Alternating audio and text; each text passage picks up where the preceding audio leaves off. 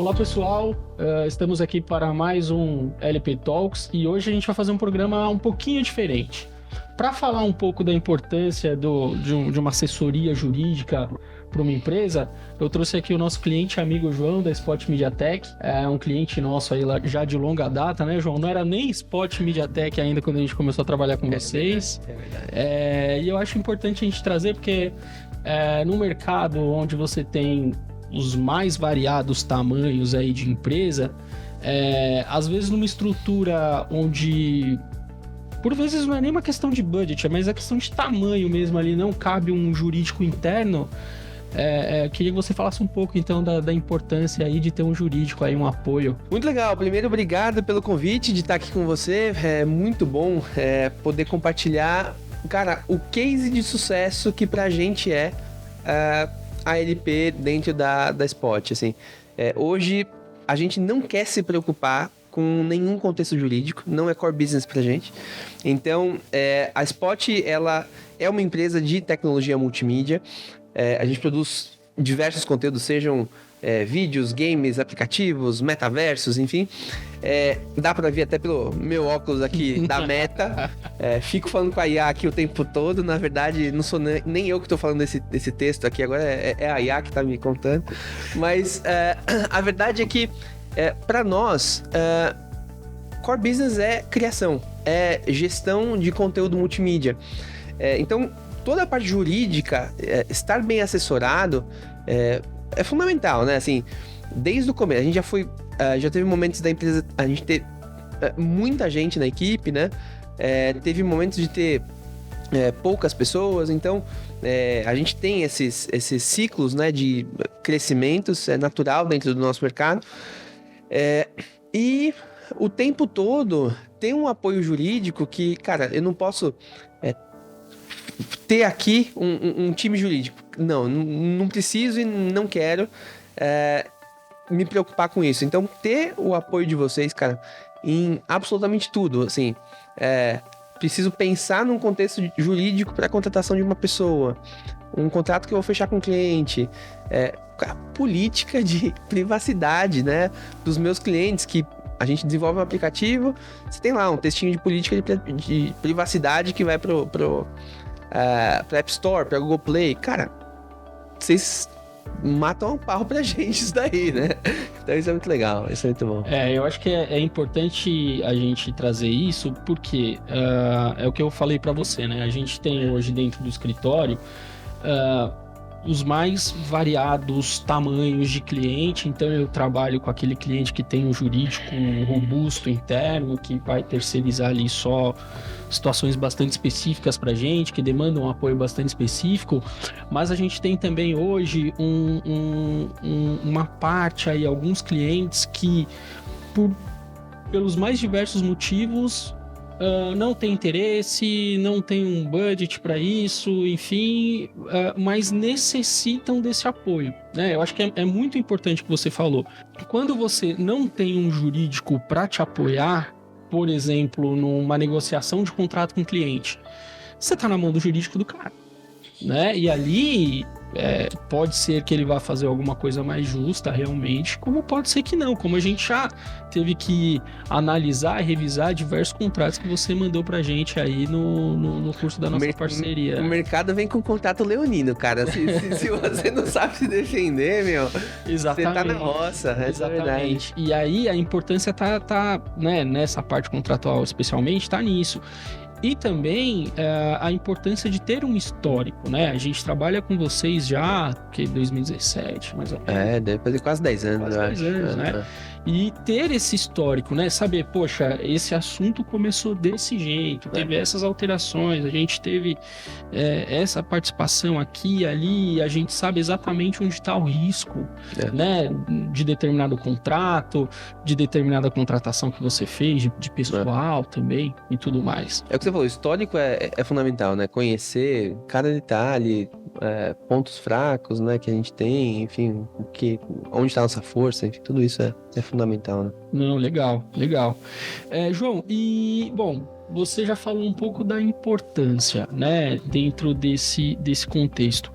Eu queria entender contigo o que leva a manutenção de uma contratação dessa. Porque hoje você tem um mercado, cara, com as mais variadas possibilidades de contratação. Hoje você tem um mercado jurídico, principalmente para empresas de tecnologia, como é a de vocês, oferecendo diferentes tipos de contratação, né? Então, hoje você tem a contratação de advogado por aplicativo. Sim. Né? E, aqui eu tenho o meu contrato, você tem tantas horas comigo ali por mês, ou, se você quiser que eu revise um contrato é tanto, se você quiser, tudo dentro de um aplicativo lá. Qual a importância para você dessa forma de advocacia, eu vou dizer, um pouco mais tradicional? Que tipo de segurança isso traz para a Spot? Eu acho que hoje, dentro do nosso contexto de empresa, a gente, apesar de trabalhar com tecnologia, a gente entende que as interações humanas é que seguram bons relacionamentos, fazem bons projetos e boas entregas. E essa relação humana, ela começa com um bom atendimento ao nosso cliente. Um bom atendimento ao nosso cliente significa também ter transparência jurídica o tempo todo, né? Então, assim, todos os pingos nos is, todas as dúvidas que ele tem num contrato, a gente tem uma porta aberta para discutir, né? Então, a gente coloca tudo na mesa e fala, olha, isso. A gente tenta não ser inflexível numa discussão jurídica. Então, o tempo todo, seja um contrato pequeno de uma demanda pontual, seja um contrato longo de anos de recorrência contínua, a gente vai tratar o cliente da mesma forma num contexto de diálogo, entendimento da demanda e colocar isso no papel e formalizar, né? Então, eu acho que as grandes mudanças para a gente são em ter a tecnologia. A tecnologia, ela é um meio, né, para nós, não é um fim. E fazer uma boa entrega de conteúdo, tendo a transparência e humanização em todos os processos, inclusive na área jurídica, né? Legal. Aproveitando que você falou dessa parte de tecnologia aí, a gente tem um cenário agora em 2026, começou em 2025 e está entrando em 2026, onde a tecnologia está moldando muito relações jurídicas, né? Então você tem hoje, por exemplo, Visual Law, né? Visual Law. Mas eu acho que é muito importante a gente citar aqui um dos julgados mais esperados desse ano no STF, por exemplo, é a questão do contexto trabalhista de grandes empresas, né? Então você pega Uber, iFood, se isso caracteriza ou não, se a contratação dessas pessoas caracteriza ou não vínculo de emprego, né? Então a tecnologia influenciando diretamente o mercado jurídico. Tem uma volta no STF agora, né, desse assunto. Né? Isso, a ideia é que eles retomem agora, nesse primeiro semestre agora de 2026. A gente tem, por exemplo, no âmbito do direito consumidor, a questão dos marketplaces, responsabilidade, né, do marketplace por vício de produto comprado lá, se é do marketplace, se é do fornecedor, de quem não é. Questões também de direito civil, muita coisa voltada aí para LGPD, contratos elaborados por inteligência artificial, quando há erro da inteligência artificial, de quem é a responsabilidade. Tudo isso está moldando o direito nesse ano, né? São muitas... E é só começo. E é só começo. Então, assim... É muito ainda. Vocês, enquanto empresa de tecnologia, até onde você entende que essa questão de IA deve chegar e quais outros reflexos a gente pode ter aí? Olha, num contexto geral, né, a gente só tá vendo a pontinha do iceberg agora, né? A gente tava, até agora, antes de entrar aqui no nosso podcast, a gente tava vendo uma tecnologia para produção de vídeo incrível, né? Que foi criada na China. Mas cada vez mais a IA vai ter autonomia. Tem, né, algumas histórias aí sobre um desgaste excessivo que está acontecendo agora, né? O quanto a IA tem consumido de energia, né? Que isso talvez fique insustentável. Mas, de qualquer maneira, o que a gente está vendo é só o começo. E cada vez mais a otimização desses processos vai acontecer. Para o nosso contexto de criação de conteúdo, hoje, assim, o quanto, por exemplo, antigamente levava-se meses, anos para você criar um filme, né? A dificuldade de você criar um vídeo era grande. Para se criar um livro era grande, para se criar uma música. Hoje a gente consegue criar um livro em alguns minutos, criar uma música em alguns minutos, criar um vídeo em alguns minutos, né? Então, para a criação de conteúdo num contexto geral, a mudança é muito grande. E dentro desse contexto hoje, a gente vê concepções criativas e não mais o como você produz. É muito mais a ideia que você teve. O valor vem da ideia que você teve, porque o criar, o como, tá muito fácil. Num contexto jurídico, né, e aí, pelo pouco que a gente percebe, mas o quanto a gente acompanha, cara, eu citei brincando, né, o Visual Law, mas cada vez mais a gente percebe que o excesso de informação, ele é problemático, não só para criança, mas para adulto também.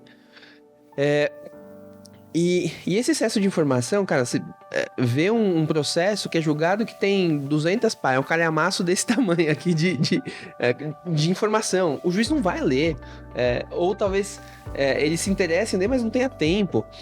E aí vem o Visual Law. Então, hoje, há anos atrás, a gente tinha uma equipe de design que montava conteúdo de Visual Law de escritórios que nos contratavam para entender um processo e visualmente colocar isso em desenho, né? Uhum. Seja um vídeo, seja um desenho que a gente imprime depois, né? Uma planilha, né? Um gráfico, E aí, hoje você faz isso com a IA em minutos, né? Então você coloca lá um processo, coloca na IA e fala, olha, monta aqui um esquema de Visual Law com infografia para explicar esse caso.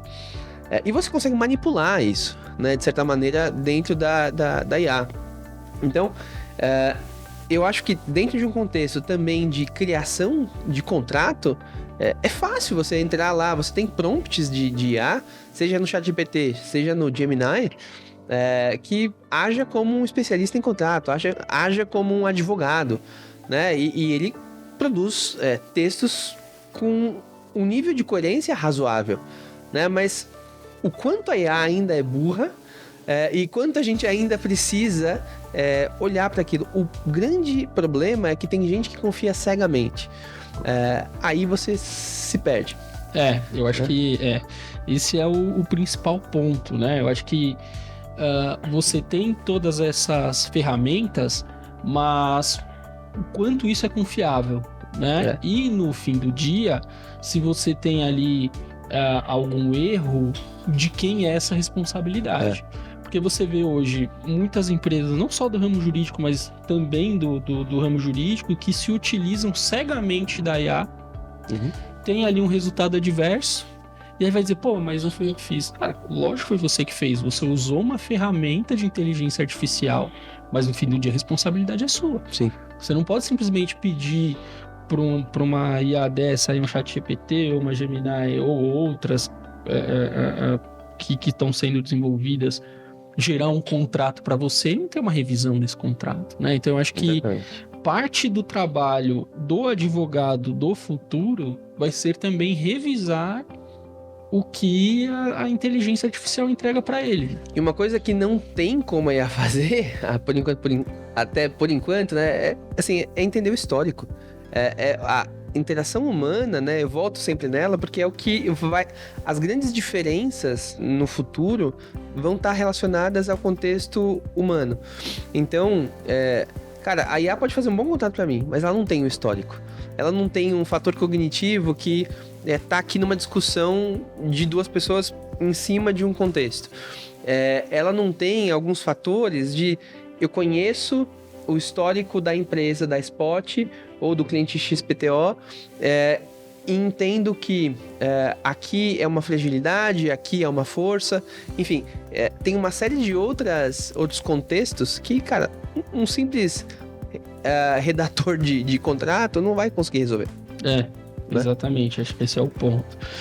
Agora, João, voltando ao nosso tópico aqui, separei aqui algumas perguntinhas para você, mas para direcionar aqui para a gente entender a importância da prestação dos nossos serviços aqui dentro da tua companhia.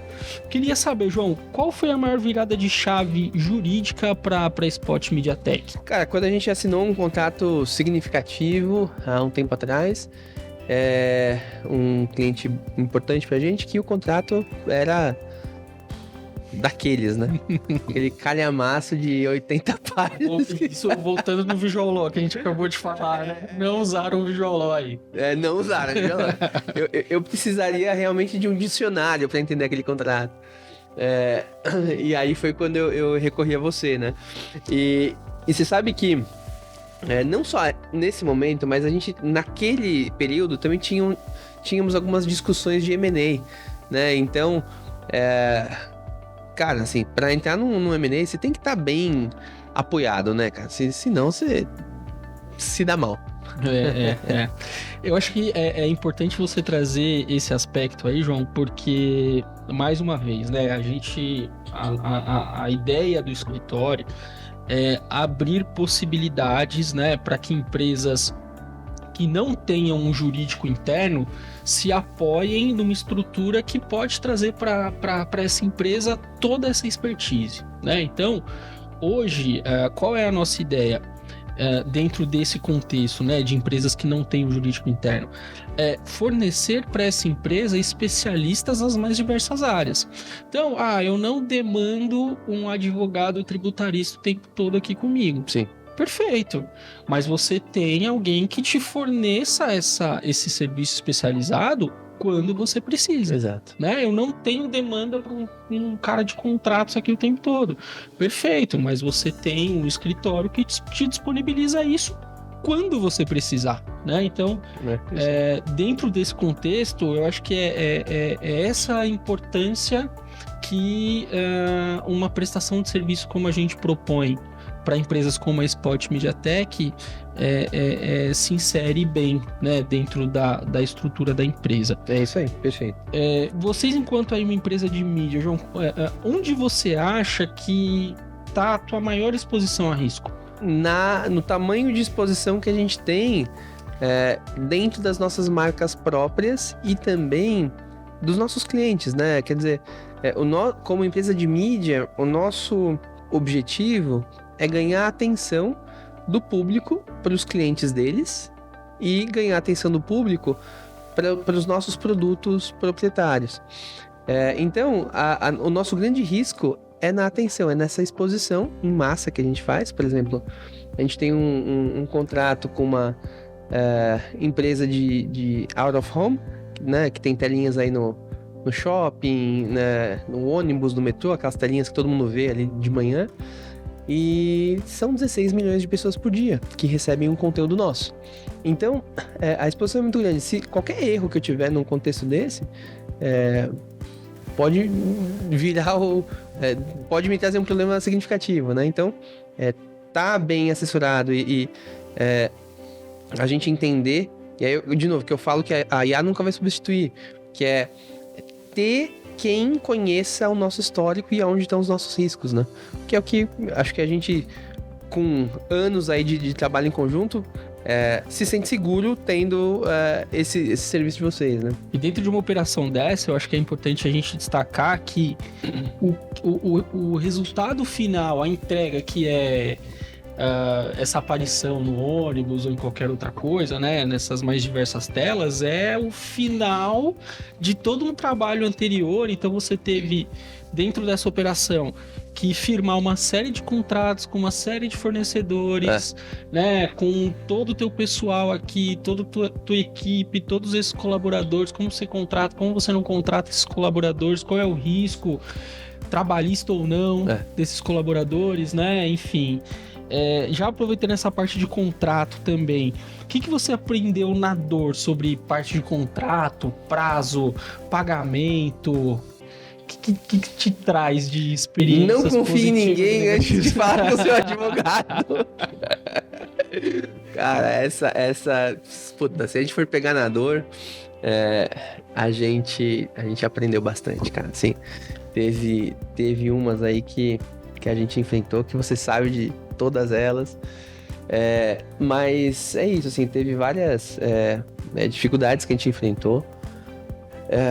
E ações que a gente acabou fazendo sem antes ter uma formalização correta. Acho que essa foram algumas das falhas que a gente teve no passado. E hoje, uma coisa que eu até trouxe para um fornecedor recentemente, que queria me vender de qualquer jeito o negócio.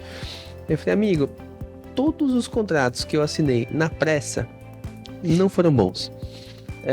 Tudo que a gente faz com calma, com equilíbrio, passando por jurídico, passando por administrativo, fazendo revisão, são contratos bons, porque a gente não quer um cliente ou um fornecedor que entra e sai amanhã. A gente quer parceiros de longo prazo, que tenham seriedade no que fazem.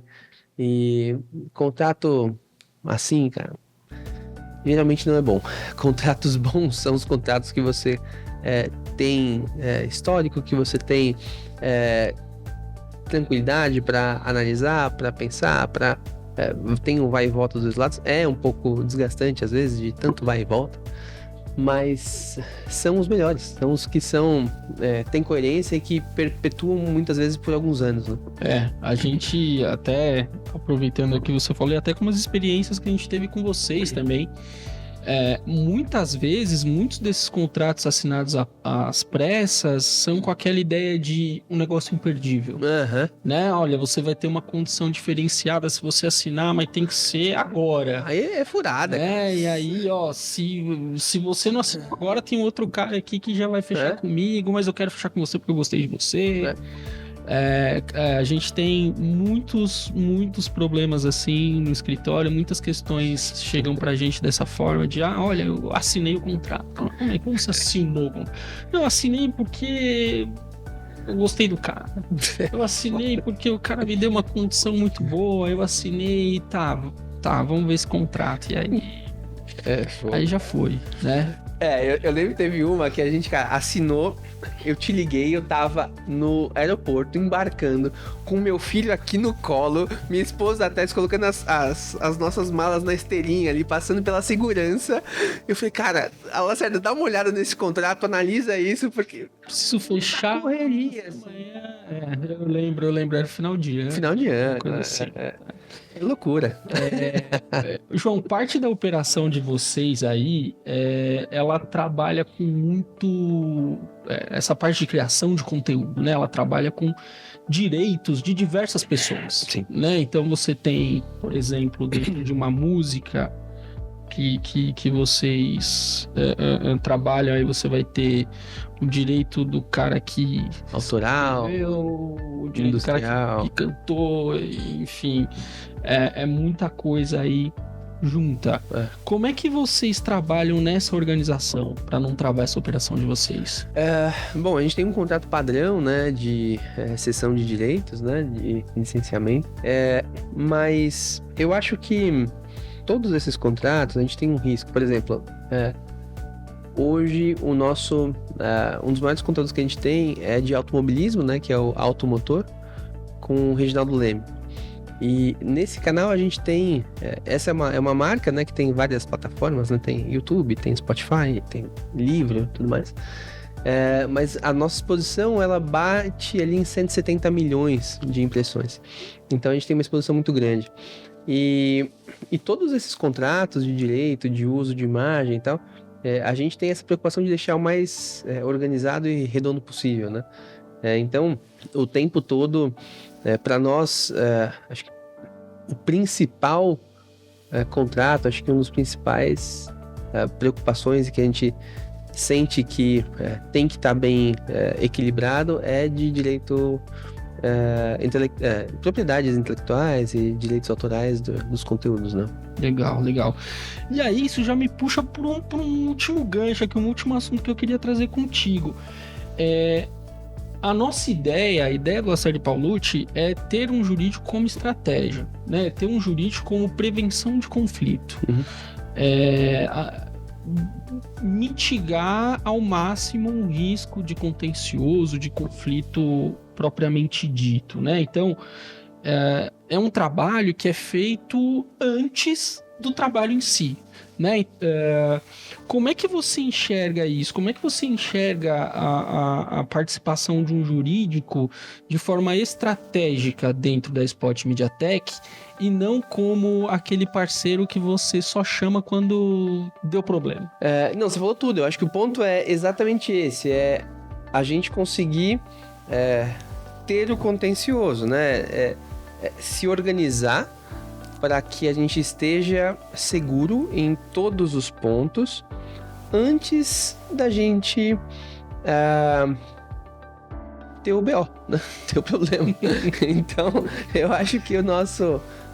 para nós, o melhor dos mundos é esse, assim, a gente conseguir analisar, falar, cara, vamos fazer uma reunião aqui, como que tá a tua empresa? O que você faz, como você faz... e quem são todos os stakeholders em volta do teu contexto de core business. A partir disso, cara, aqui tem problema, aqui pode dar problema, aqui pode dar. Então, legal, é o contencioso que você falou, e se preparar pro fight, né? Sabe que uma hora pode dar algum BO. E a gente se precaver o quanto antes, né? Não, bacana. Eu acho que essa é a ideia, é isso que a gente prega muito para boa parte dos nossos clientes. A gente entende que prevenção é o melhor caminho, estar bem estruturado. A gente sabe que não é possível evitar todos os conflitos, a gente sabe que não é possível não ter contencioso, mas se chegarmos no limite do contencioso, a ideia é estarmos bem preparados, né, com toda a documentação, com tudo que é necessário para uma boa briga, né? Isso aí. João, mas é isso. Valeu, obrigado. Cara, agradeço a tua presença aí no nosso LP Talks, falar um pouco da tua experiência enquanto cliente aqui do Lacerda e Paulucci. Pô, é um prazerzaço, cara. Muito obrigado. E espero que a gente consiga manter essa parceria aí por anos e anos aí, sempre com a gente. Sempre. Vamos junto. Valeu. Obrigado. Obrigado, João. Pessoal, vamos encerrando então mais um episódio. Como eu disse, esse foi um pouquinho diferente, mais um bate-papo aí com um cliente nosso, para passar um pouco dessa experiência do que é ter o Lacerda e Paulucci como apoio, como assessoria jurídica aí da tua empresa. Tá bom? Aguardamos vocês aí nos próximos.